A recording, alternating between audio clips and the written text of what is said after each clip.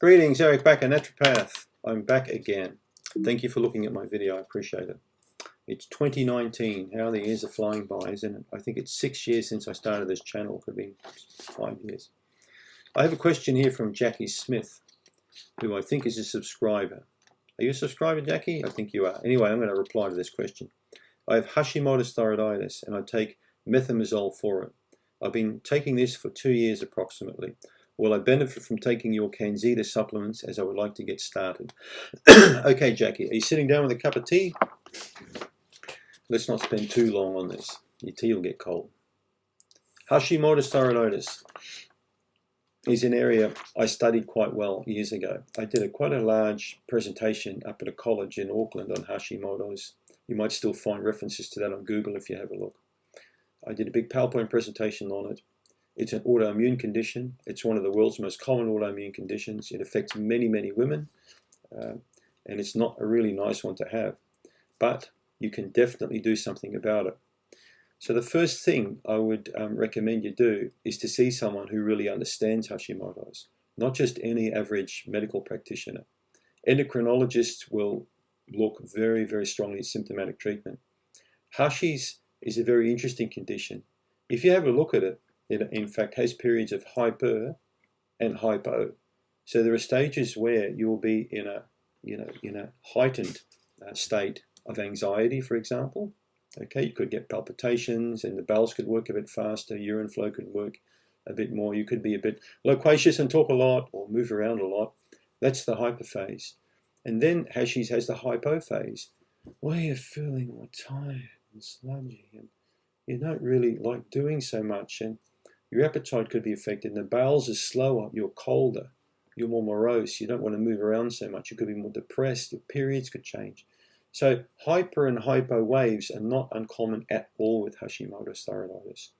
Experts who understand this condition, and I'm not an expert by any means, I'm just an amateur still, but people who really understand Hashis will not just treat you in the hyper phase for 2 years and keep you on that. What a load of crap! Why are you doing this for? Why are you taking a drug that blocks thyroperoxidase? So you're blocking an enzyme which is disallowing iodine to really get in there, okay, and form proper thyroid hormone. It's a really crazy way to work, on trying to fix a thyroid problem. It doesn't really work. Good idea for you, because it's autoimmune, is to get a comprehensive stool test done. Now, don't come to me because I'm not taking on new clients anymore, but you will find a practitioner who can interpret this for you by going in your own area or looking at different, associations of integrative medical practitioners or naturopathic physicians with a good skill set. Go to Google, you'll find someone in your area. Get a comprehensive digestive stool analysis. So get a stool test done, all right? 3 samples, 3 separate days. I would recommend you work with Doctors Data in Chicago. Now, I don't know where you live. I assume you're in the States or something, or in England with a name like Smith. So, but yeah, I mean, Genova Diagnostics, there's Genova EU. You can get that, test done in Europe. You can get the test done anywhere in the world, basically. So that's a smart test for autoimmune disease because it will work out if you've got any gut inflammation going on, how high it is. It'll look at some of the main triggers behind autoimmunity, Citrobacter frundi, Pseudomonas aerugiosa. What else have we got? We've got about 3 or 4 different types that really like to push autoimmunity up in people. So by getting a good stool test done and finding out where the bacterial imbalances are in the gut particularly, and then kapow, let's treat these guys.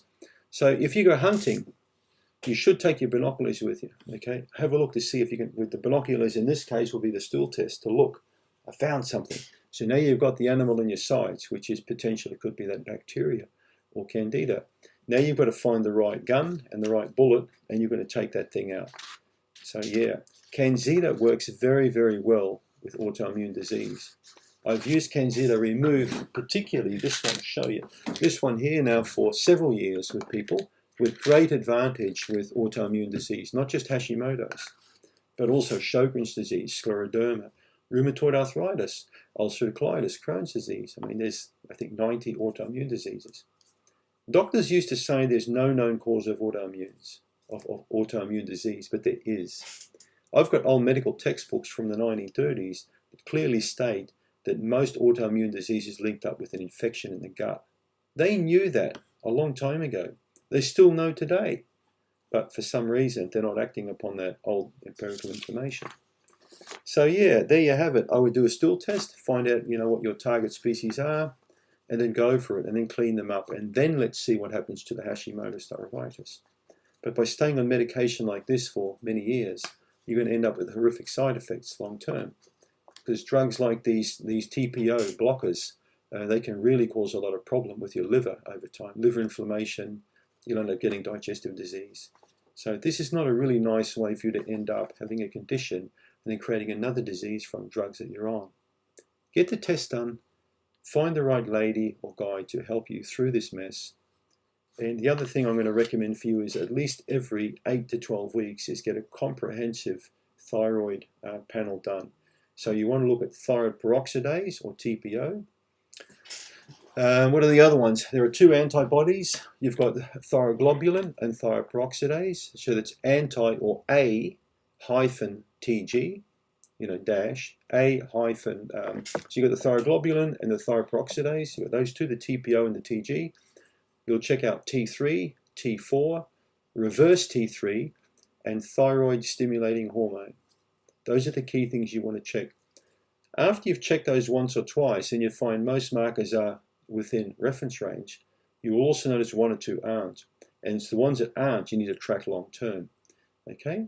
Get an Excel spreadsheet on your computer open and then make columns and rows so you can see your test results and your dates. Dates across the top and down, down along here. Portrait-wise, you want to start putting, the different markers that you want to plot. I'm also going to suggest that you check iron studies, have a look at those things, and maybe some immune cells or immune markers to see what the immune system is doing. As your gut improves more and more, you'll find that the blood markers will improve more and more. Trust me, I've worked in this area a long time. I've seen a massive association with improving the gut and improving the blood. And when the blood improves, autoimmune disease takes a leap. Works for me. Give it a try. Make sure you give us some feedback. Thank you for the question.